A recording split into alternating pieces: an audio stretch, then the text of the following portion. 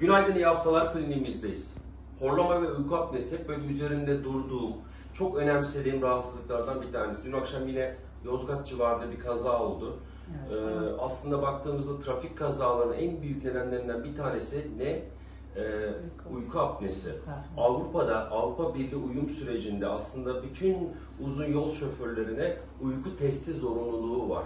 Zaten şoför olan hastalar sürekli oturdukları için, oturarak çalıştıkları için kilo almaya meyilliler.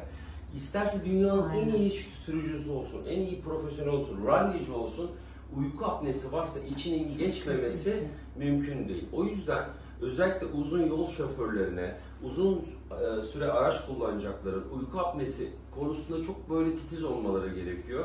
Buna çok önem vermek gerekiyor. Geçen hafta değil mi? Uzun süre araba kullanamıyordu. Geçen hafta hastamıza uyku apnesi cerrahisi yaptık. Burunda problem vardı, yumuşak damakta problem vardı. Genezin